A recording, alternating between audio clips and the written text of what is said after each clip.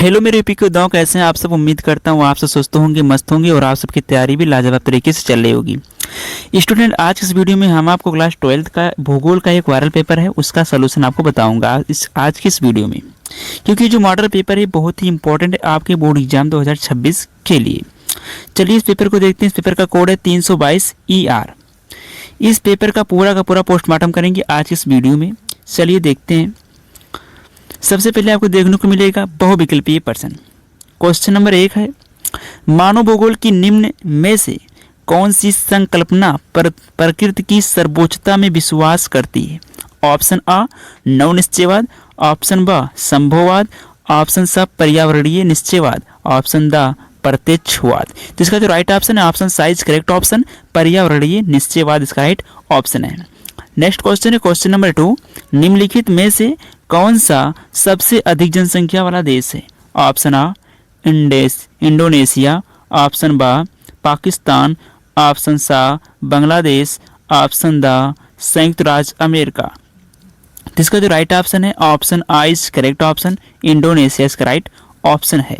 Next question है question number 3, निम्नलिखित में से कौन सा मानव विकास का उपागम नहीं है। ऑप्शन A आय उपागम, ऑप्शन B कल्याण उपागम, ऑप्शन C स्वास्थ्य उपागम, ऑप्शन D क्षमता उपागम। तो इसका जो राइट ऑप्शन है option C is correct option, स्वास्थ्य उपागम इसका राइट ऑप्शन है। नेक्स्ट क्वेश्चन है क्वेश्चन नंबर 4, निम्नलिखित में से कौन सा नगर पार साइबेरियन रेल मार्ग पर अवस्थित नहीं है। Option A Moscow, option B Omsk, option C सीता, ऑप्शन D टोमस्क। तो इसका जो राइट ऑप्शन है option C is correct option, Chita इसका राइट ऑप्शन है। नेक्स्ट क्वेश्चन है क्वेश्चन नंबर 5, भारत के निम्नलिखित में से किस राज्य में जनसंख्या का घनत्व सबसे अधिक पाया जाता है। Option A Andhra Pradesh, option B Karnataka, option D option C Kerala, option D Tamil Nadu. तो इसका जो राइट ऑप्शन है option C is correct option, Kerala इसका राइट ऑप्शन है। नेक्स्ट क्वेश्चन है क्वेश्चन नंबर 6, भारत में निम्नलिखित में से किस राज्य में नगरीय जनसंख्या सर्वाधिक पाई जाती है। Option A Paschim Bangal, option B Maharashtra, option C Tamil Nadu, option D Uttar Pradesh. तो इसका जो राइट ऑप्शन है option B is correct option, Maharashtra इसका राइट ऑप्शन है। नेक्स्ट क्वेश्चन है क्वेश्चन नंबर 7, निम्नलिखित में से कौन सा राज्य खनिज तेल उत्पादन से संबंधित नहीं है। Option A Assam, option B Gujarat, option C Paschim Bangal, option D Rajasthan. तो इसका जो राइट ऑप्शन है option A is correct option, Assam इसका राइट ऑप्शन है। नेक्स्ट क्वेश्चन है क्वेश्चन नंबर 8, निम्नलिखित में से कौन सा बंदरगाह भारत के पूर्वी तट पर अवस्थित है। Option A Marmagao, option B Mangaluru, option C Haldia, option D Tuticorin. तो इसका जो राइट ऑप्शन है option C is correct option, Haldia इसका राइट ऑप्शन है।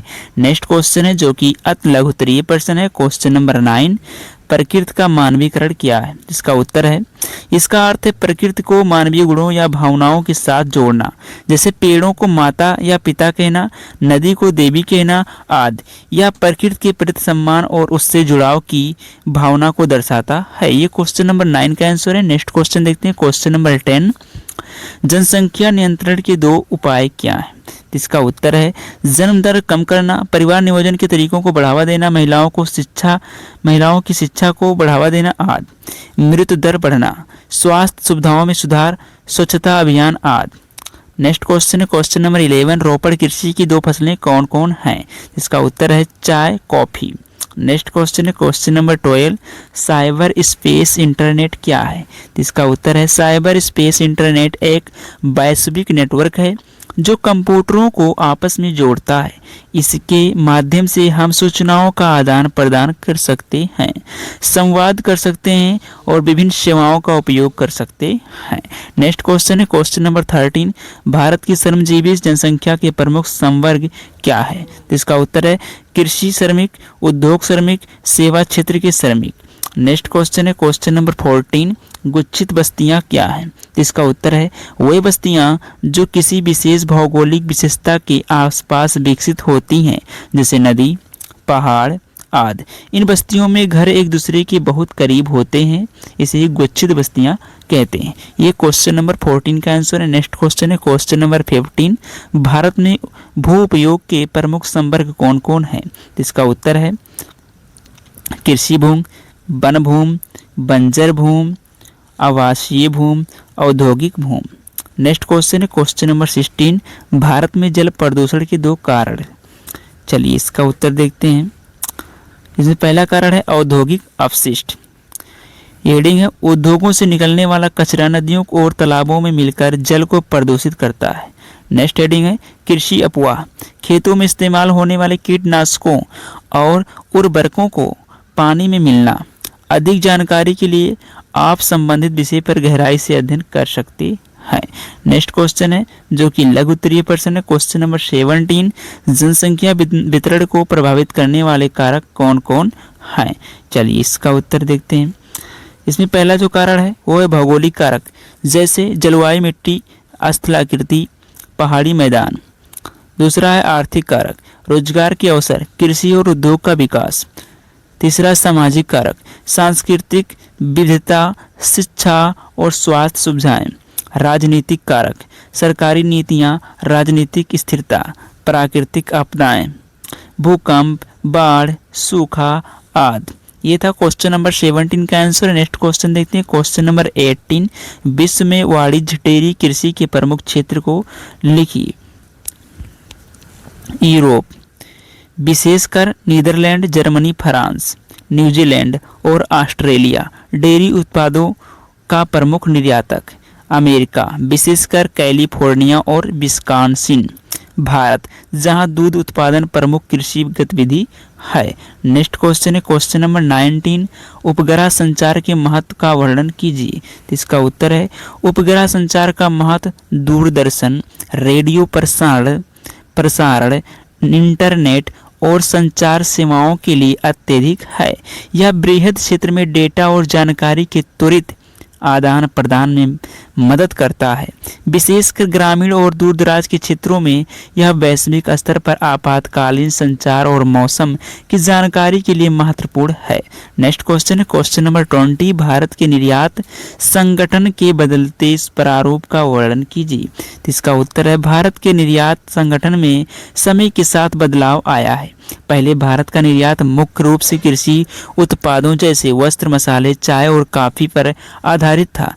अब इसमें सूचना प्रौद्योगिकी, आईटी, रसायन, ऑटोमोबाइल और औद्योगिक उत्पादों की महत्वपूर्ण भूमिका भागीदारी है। वैश्विक अर्थव्यवस्था में बदलाव और व्यापार नीतियों में सुधार ने निर्यात को विविधतापूर्ण बना दिया है।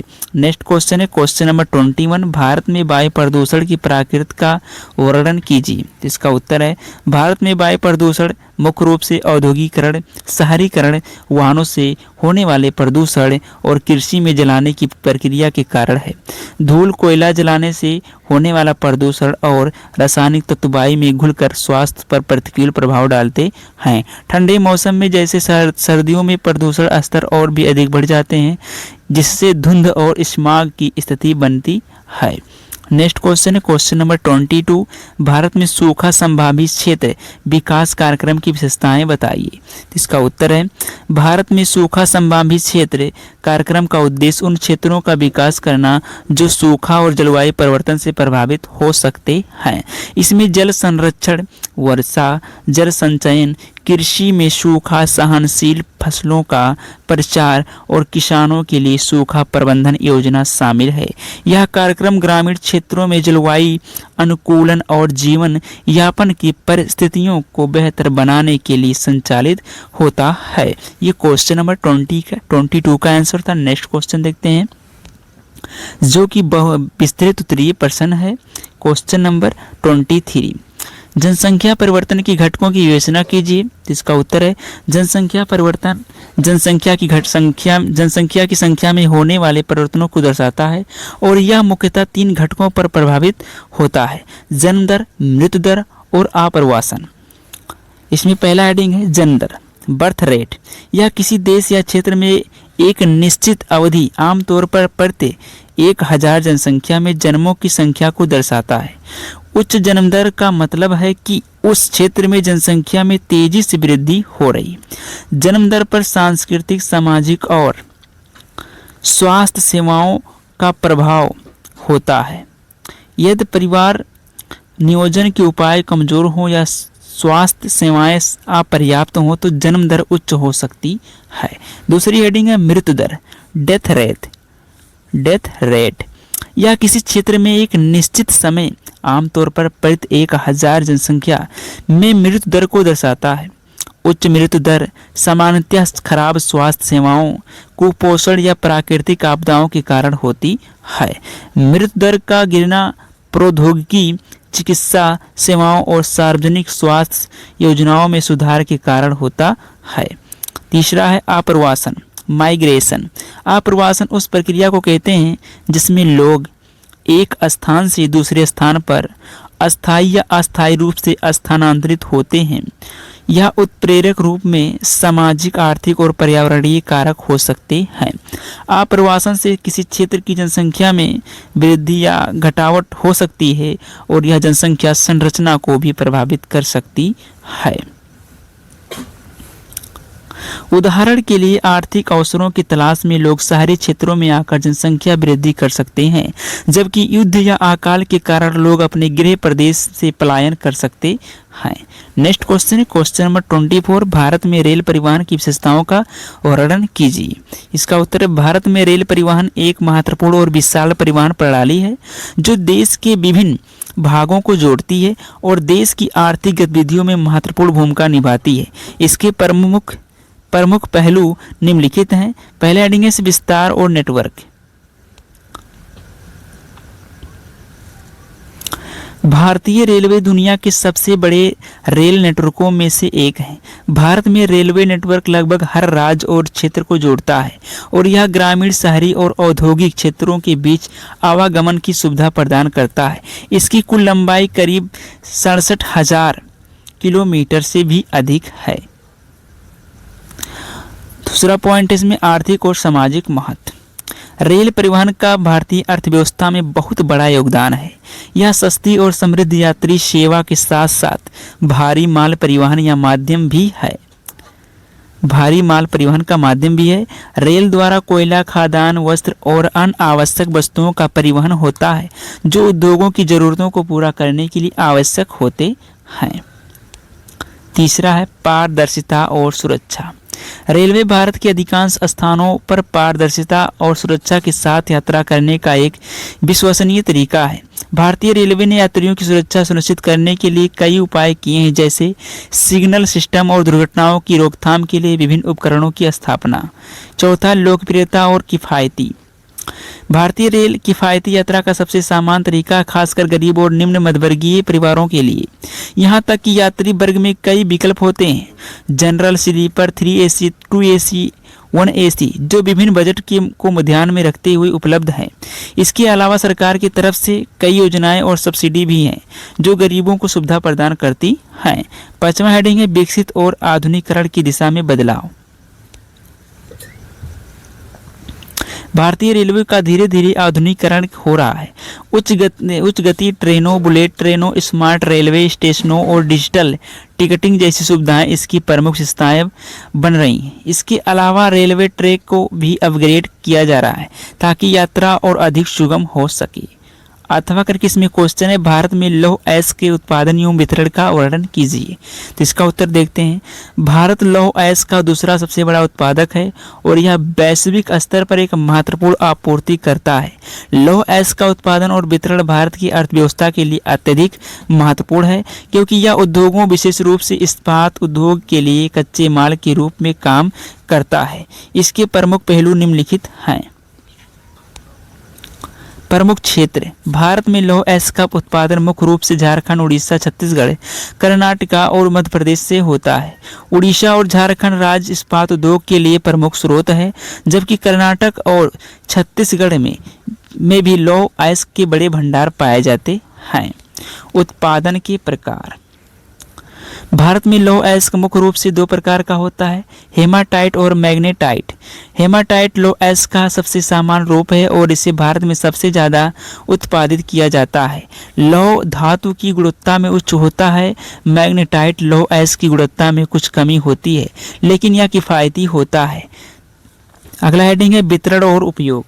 लौह अयस्क का वितरण उन क्षेत्रों में किया जाता है जहां इस्पात उद्योग स्थित है। प्रमुख इस्पात उद्योग उत्पादक संयंत्र जैसे कि टाटा स्टील, जमशेदपुर सेल, भिलाई, राउरकेला और भद्रावती लौह अयस्क के उत्पादन और उपयोग में लगे हुए हैं। इसके अलावा लौह अयस्क का निर्यात भी होता है और भारत वैश्विक बाजार में इसका प्रमुख निर्यातक है। आर्थिक महत्व। लौह अयस्क भारत की औद्योगिक गतिविधियों के लिए अत्यंत महत्वपूर्ण है, क्योंकि इसका उपयोग इस्पात बनाने के लिए किया जाता है, जो निर्माण, वाहन निर्माण और अन्य औद्योगिक क्षेत्रों में काम आता है। इसका उत्पादन और वितरण रोजगार सृजन, औद्योगिक विकास और वैश्विक व्यापार में योगदान करता है। इस प्रकार भारत में लौह अयस्क का उत्पादन और वितरण देश की औद्योगिक वृद्धि और वैश्विक आपूर्ति श्रृंखलाओं में महत्वपूर्ण भूमिका निभाती है। अगला है मानचित्र संबंधी प्रश्न। Question number 25। भारत के दिए गए रेखा मानचित्र पृष्ठ 9 में उपयुक्त चिन्हों द्वारा निम्नलिखित को दर्शाइए तथा उनके नाम भी लिखिए। पहला क्वेश्चन है विश्व का सबसे अधिक जनसंख्या 2023 में वाला देश चीन। जापान का राजधानी नगर टोक्यो। दक्षिण पूर्व एशिया का प्रमुख समुद्री पत्तन सिंगापुर।